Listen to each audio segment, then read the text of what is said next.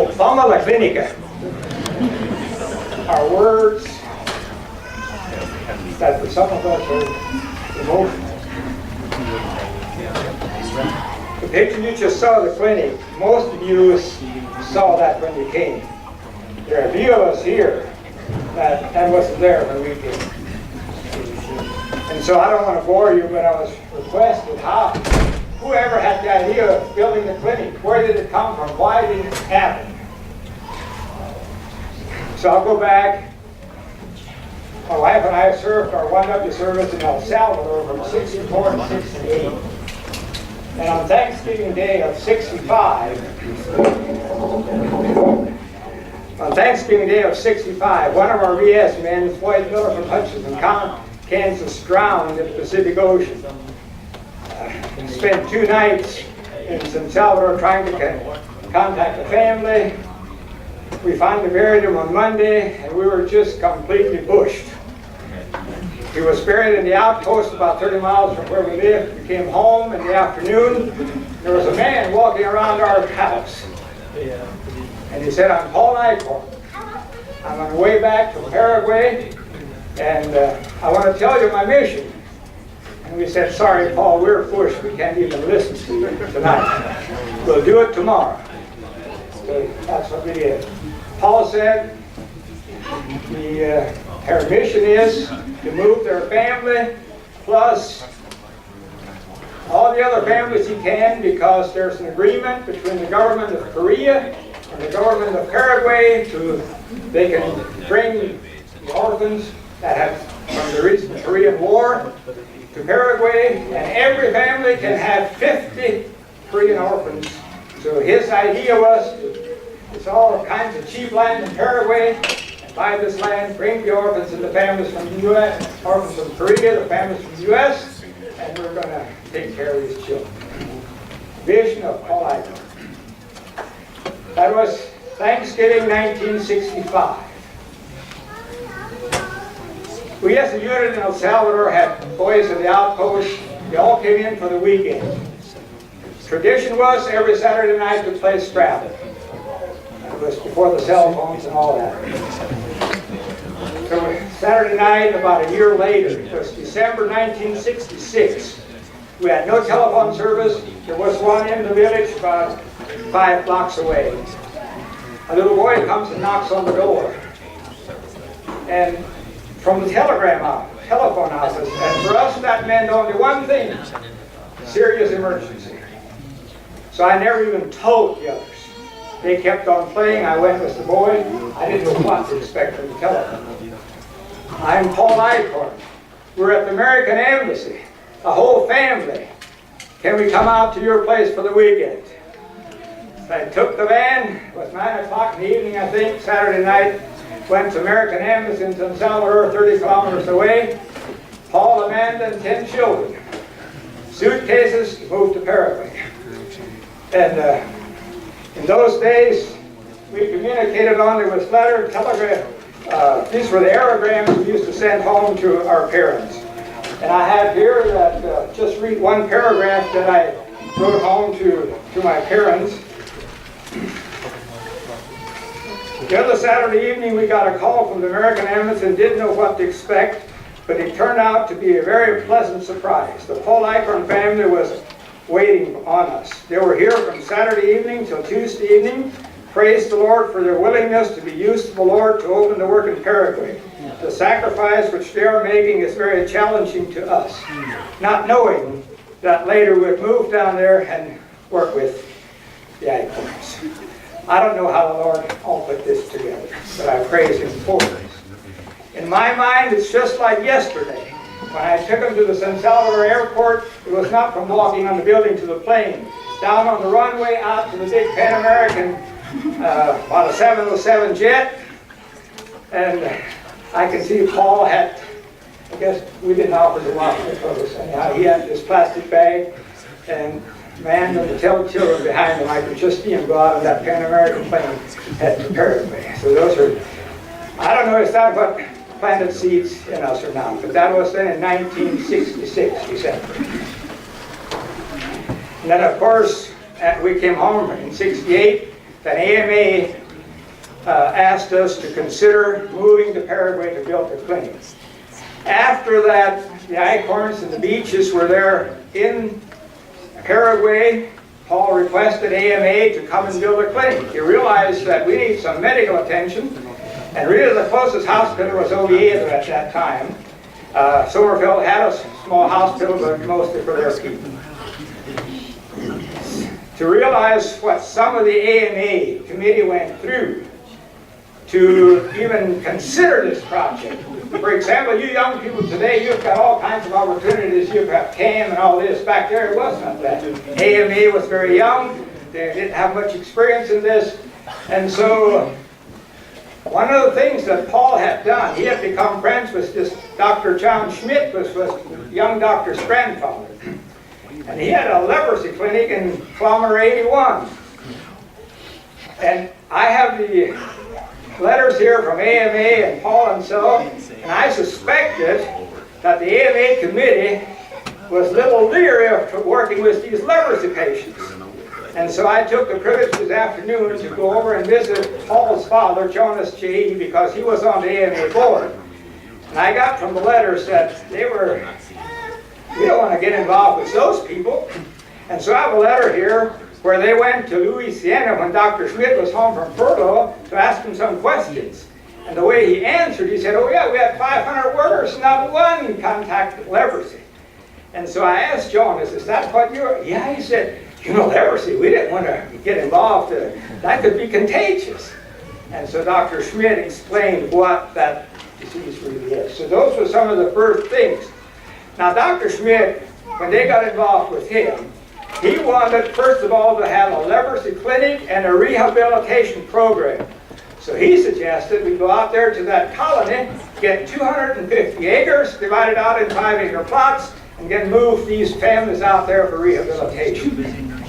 Well, AMA they weren't interested in that. And so it finally did work out. The parcel, and this is another thing that I marvel in, why was it located where it was? Was it 100 acres? Is that how much to a clinic, or does anyone know? No, around 50. 50? Not quite 50, but you could call it about 50. Acres or hectares? Acres. Acres. Like 20 hectares. 20 hectares. I know the land was being sold at 100 acres for investors. Anyhow, Lester Hirschberger, which was the AMA's secretary at that time, bought that land and gave it to the colony for the purpose of church and clinic. And so it was located, I think, at the end of where Paul Icorn's property was, because at that time it was mostly bush yet. And so AMA started working. They contacted Fannie Mae Yoder, RN midwife, to be the nurse to move down there. One of the problems I caused AMA was that I said, I'd like to drive down. We had 2 boys, and we want to drive down with a pickup and take our belongings along. And according to the letters I got from AMA, they had quite a discussion about this and ended up saying, no, we'd rather pay your airfare, you fly. And I think that was the wise decision on their part. Anyhow, we flew down and didn't drive down with a pickup. Fannie Mae demanded, I'm not going unless you get permission from the Paraguay government.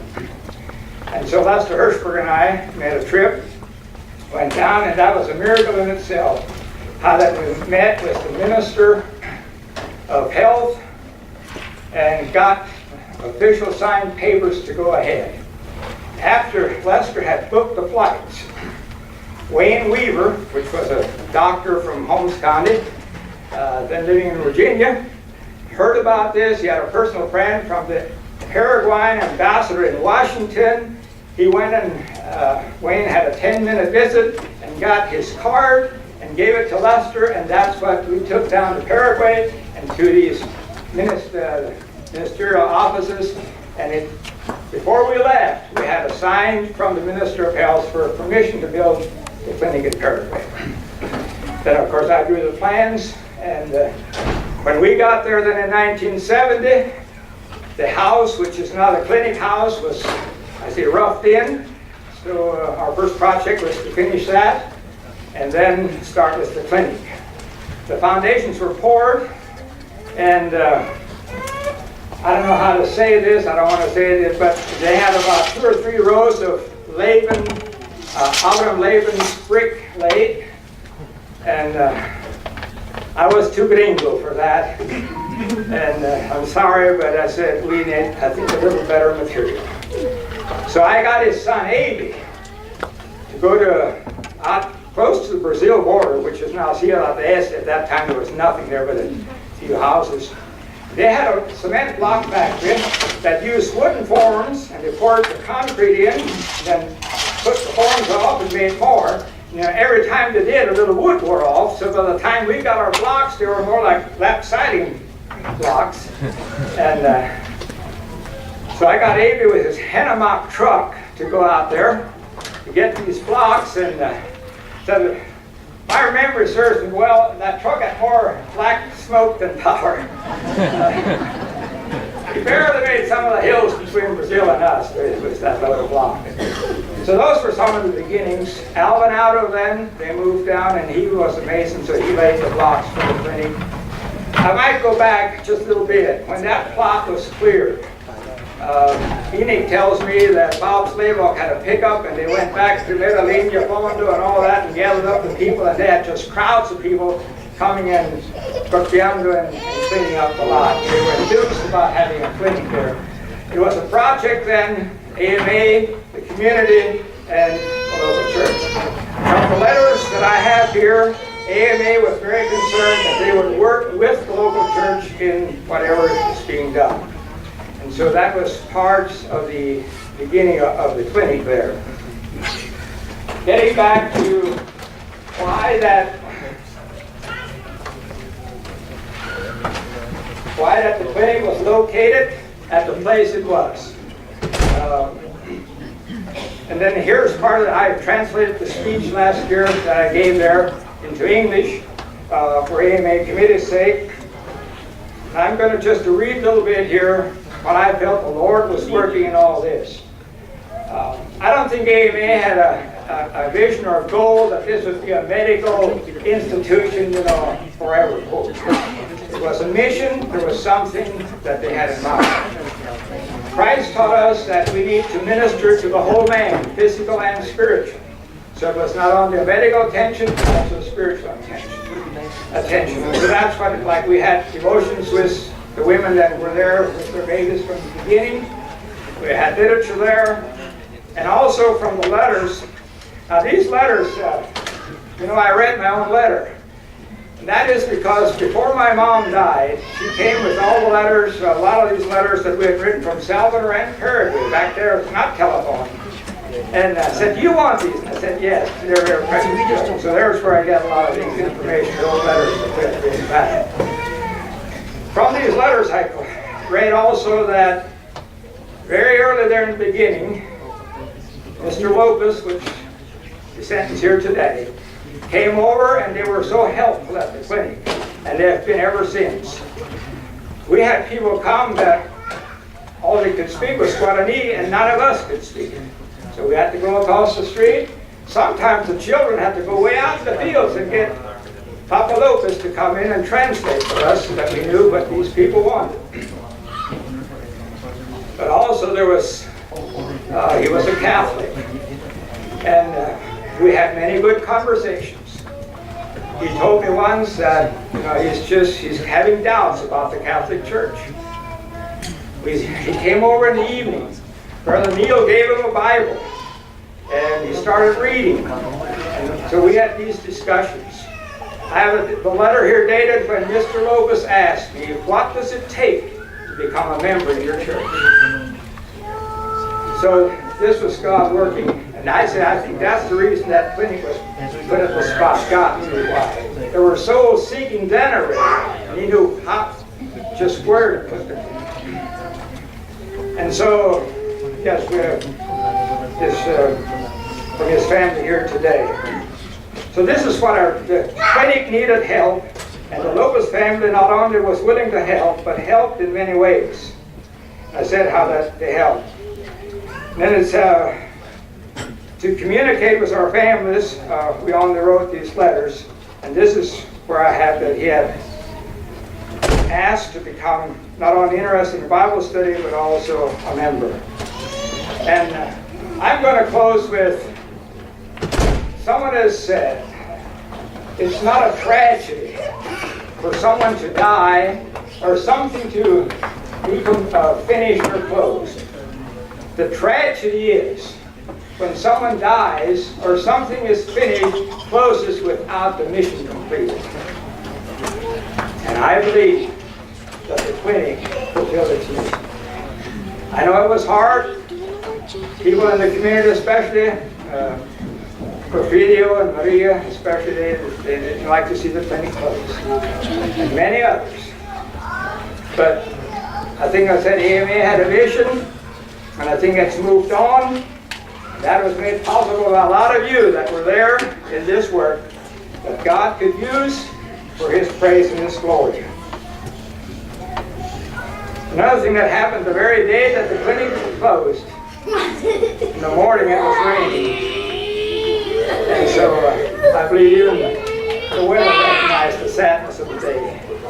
But then in the later in the afternoon the sun was shining. And there is a future. There's a future. So the mission, I think, the clinic really fulfilled its mission. And it is my desire to have the testimony of the Apostle Paul. I have finished my course, I have kept the faith, and I never want to forget that the motto of the clinic is that Jesus is the light of the world and the hope of heaven. To Him be all the glory.